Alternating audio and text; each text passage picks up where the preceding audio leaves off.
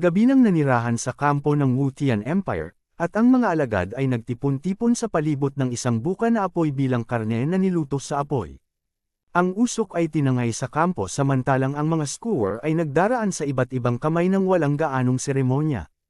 Isang mabigat na alagad ang kumuha ng isang bagong bungkus at sinabihan ang lahat na kumain bago ito lumamig. Ang unggoy ulong alagad sa tabi niya ay buong pagmamalaking nagpaliwanag na ang karne ay nagmula sa isang dragon-type na banal na hayop na kanyang itinaas ang kanyang sarili. Kumuha si Wutian ng isa ng hindi humihingi ng dagdag at bit kaagad dito. Nagustuhan niya ito kaagad. Pagkatapos ay inamin ng unggoy ulong alagad, halos bilang isang pag-iisip, na ang hayop ay nakawala na sa loob ng maikling panahon at namatay pagkaraan ng ilang araw. Ngunit namatay pagkaraan ng ilang araw iginiit niya na ang aksidente ay hindi man lamang nakaapekto sa lasa nito. Halos naubos na ni Wutian ang buong skewer bago niya lubusang naproseso ang kanyang kinakain. Tumungo siya sa maliit na natira sa kanyang kamay at inamin niya na ang lasa ay mas mabuti kaysa sa inaasahan niya, lalo na mula sa isang dragang hayop na nagkakalahi na dapat sana'y matagal nang naglaho. Ang resulta ay lubhang nakaapekto sa kanya anupat siya'y nagsimulang umiyak samantalang patuloy na kumakain. Si Bai Qiyu ay nagmasid sa tabi at binanggit niya na ang pag-aalaga ng banal na mga hayop na ito nang di sinasadya ay higit pa sa kaya ng karaniwang mga tao, at wala ni isa man sa kanila kung ihahambing sa kanilang nakatatandang kapatid na lalaki sa puntong iyon. Pagkatapos ay itinanong niya kung ano ang nagawa ng iba kamakailan. Isang alagad ang sumagot muna, maliwanag na napahiya, at inamin na wala siyang ginawang anuman na karapat dapat banggitin maliban sa siya'y maging hari ng makalangit kaharian ng dragon.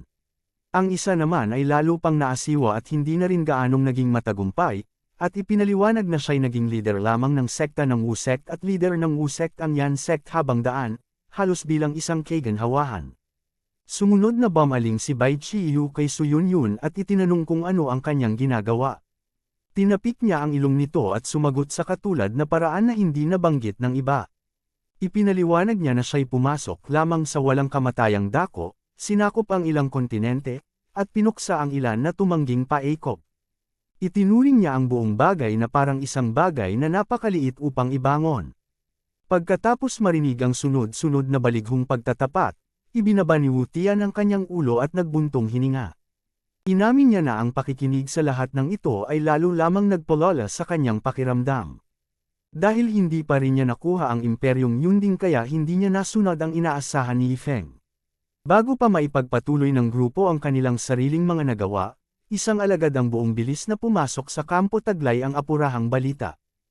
Iniulat niya na ang 4 na dakilang tagapagsanggalang ay nabihag ng monarka ng Yunding ang mensahe ay dapat sanang naging sanhi ng pagkabahala, subalit ang kampo ay tumugon na may maikling sorpresa lamang.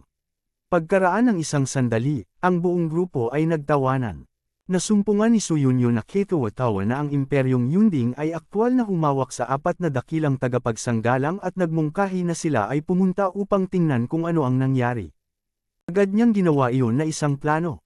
Yamang nasa loob na ang mga tagapagsanggalang, maaari nilang gamitin ang kalagayan upang salakayin ang dalawang direksyon at kuning malinis ang imperyong Yunding at wala. Agad na tinanggap ni Wutian ang ideya. Nawala ang kanyang naunang pagkabigo, at ipinahayag niya na dumating na ang panahon upang tuluyang burahin ang imperyong Yunding. Sa parehong panahon, si Emperador Yunding ay umupo kasama ni Miyashi at uminom upang ipagdiwang ang pinaniniwalaan niyang finihed na. Sinabi niyang sapat na panahon na ang lumipas upang ang 4 na bihag ay mamatay, o malapit doon. Itinaas niya ang isang toast sa kanilang dulo. Tinanong pa rin ni Miyashi kung posible bang mabuhay, ngunit inalis ni Yunding ang pagkabahala. Nagtiwala siya sa mapangwasak na kapangyarihan ng Killer Ray at nangatuwiran na, kahit na kung ang sinuman sa kanila sa paano man ay nagbata ng pagsalakay, ilang araw ng pagpapahirap ang daranasin ay nakabawas sa mga ito tungo sa isang bagay na hindi makikilala. Ang kanilang pagdiriwang ay natapos nang ang isang sundalo ay nag-urong-sulong sa loob ng bulwagan dahil sa matinding takot.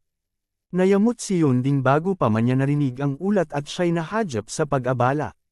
Nang makita niya ang mukha ng sundalo, humingi siya ng paliwanag. Sinabi ng lalaki na ang imperyong Wutian ay naglunsad ng isang pag-atake. Galit na galit si Yunding at sinunog niyang buhay ang sundalo, galit na hindi agad inihatid ang gayong ulat. Sinabihan siya ni Miyashi na huminahon. Ipinaalaala niya kay Yunding na nasa kamay pa nila ang 4 na pangunahing bilang, at hindi dapat na nabago ng ordinaryong mga sundalo ang sitwasyon. Si Wu Tian mismo ay mapanganib, ngunit kung silang dalawa ay magkasanib na puwersa, tatakan siya at tapusin ang pagbuo. Sa dakong huli ay maaaring alisin siya ng sugo para sa mabuti. Sa sandaling iyon, iminungkahi ni Miyashi na lumabas sila at harapin mismo ang mga sumasalakay. Ang labanan sa labas ay naging marahas. Nayanig ang lupa dahil sa galaw ng mga bato at nagpasabog ng alikabok sa panlabas na mga linya. Si Su Yunyon ay naghiwa sa ilang mga sundalong Yunding sa isang pagpalis ng kanyang espada. Si Bai Qiu ay lumipat sa likod niya at gumampan pa ng 3 sa pamamagitan ng isang pag-atake. Sinundan ito ng Hong Fengguang sa pamamagitan ng pagpapakawala ng isang bugzo ng kapangyarihan na nagpasabog sa mga sundalo kung saan sila nakatayo. Nang tumingin sina Emperador Yunding at Miyashi mula sa itaas, agad nilang naunawaan na hindi ito normal na pagsalakay. Unang nasira ang tiwala ni Yunding.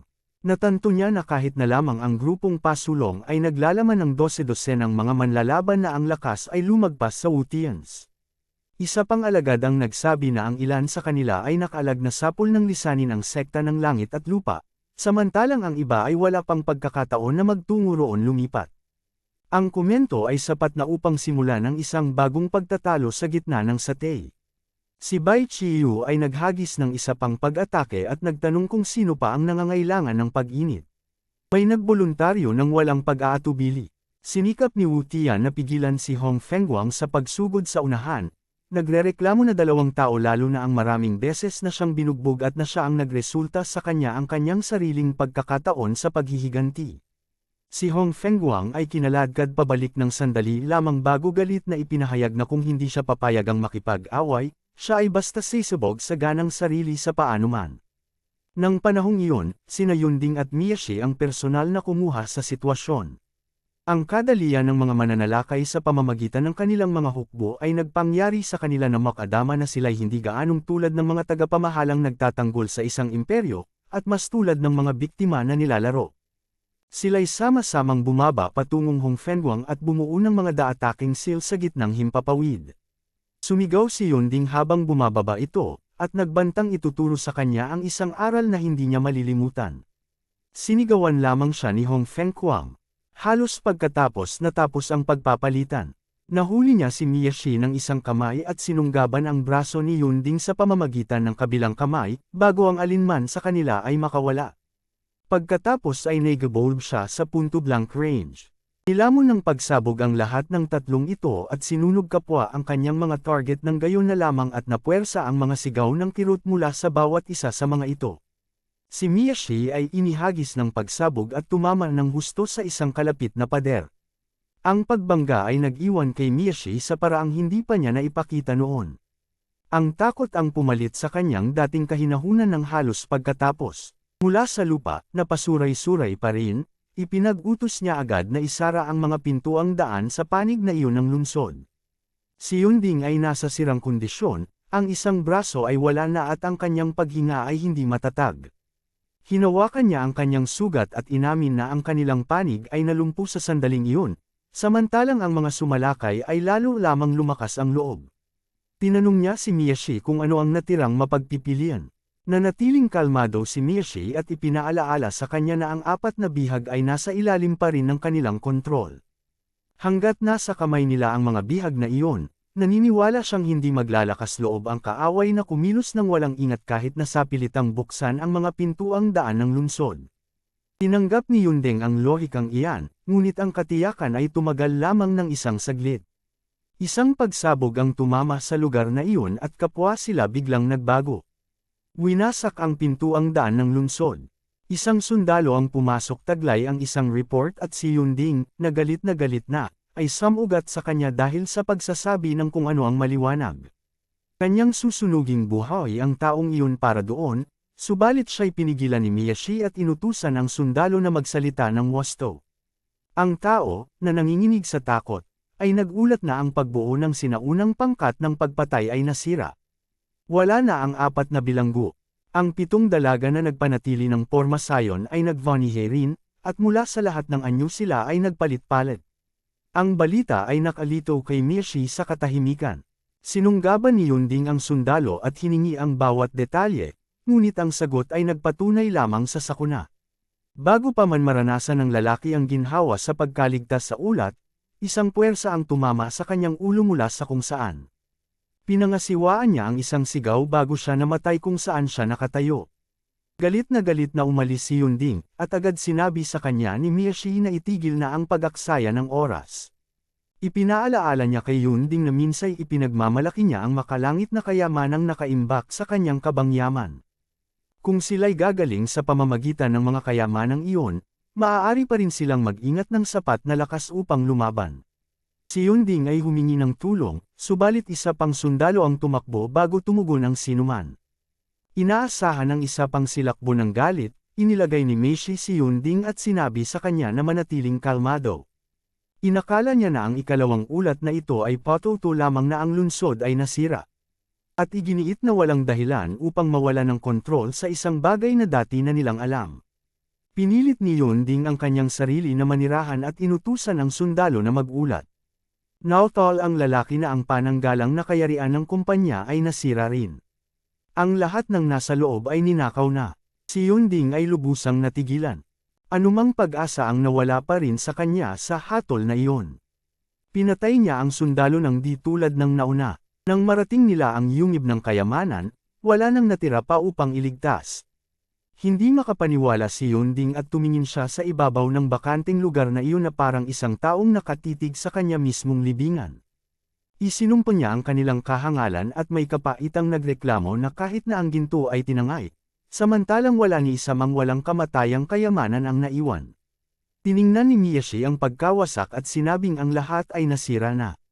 Isa pang sundalo ang tumakbo taglay ang isa pang ulat, subalit sa pagkakataong ito ay sinunog siya ni Mishi bago siya makapagsalita. Ayaw na niyang marinig ang anumang pagpapatunay sa kanilang pagbagsak. Naintindihan na ni Yunding ang iba pa. Bumagsak na ang lungsod. Nabali rin ang harang ng lungsod ng Imperial. Dahil wala na ang kanilang mga depensa, kumalat ang kanilang mga puwersa, at naubos na ang kanilang mga ari-arian, hindi na niya makita ang anumang landas na pasulong. Samantalang siya'y nakatayo sa kawalang pag-asa na iyon, napansin ni Mishi ang isang haligi ng liwanag sa malayo. Halos pagkatapos itong nagkahiwa-hiwalay. Di nagtagal, dumating si Wu Tian at ang kanyang grupo, bumaba sa lugar na iyon, at nagsara mula sa lahat ng panig. Tumingin si Wu Tian sa kanilang dalawa na may hayagang paghamak. Naalala niya kung gaano sila ka-arrogant noon at sinabi niya kung gaano pa kaliit ang natitirang pagmamapuring iyon sa ngayon. Kaagad na nataranta si Yunding at humingi ng sagot kay Mishi, pero walang natirang maibibigay si Mishi. Siya'y naghinuhal na ang haligi ay nawasak at ang kanilang plano ay nabigo. Sa kanilang kasalukuyang kalagayan, inamin niya na wala siyang magagawang anuman. Bago lumipat ang sinuman, nagbago ang langit. Isang bantan ng maitim na ulap ang natipon sa itaas at ang hangin na kumalat mula roon ay napakalakas anupat kailangang ipagsanggalang ng lahat ang kanilang mga mukha. Isang mukha ang lumitaw sa loob ng kadiliman sa itaas nila. Agad itong nakilala ni Yunding at sumigaw sa ginhawa na dumating na ang sugo. Agad na bumalik ang kanyang pagtitiwala. Siya ay bumalik sa panig ni Wu Tian at kumilos na parang ang kanilang kapalaran ay natatakan na. Nadama ni Su Yunyun ang panggigipit sa sandaling dumating ang sugo. Ang kanyang aura ay napakalaki, higit pa sa anumang bagay na maaaring ipagwalang bahala. Binabalaan niya ang iba na ang pagsugod laban sa isa na gaya niyan ay papatay lamang sa kanila. Pagkatapos ay nagsalita ang sugo. Ang kanyang tinig mula sa langit ay parang isang tuwirang parusa, at pinagagalit ang lahat ng nasa ibaba na para bang sila'y mga insekto lamang.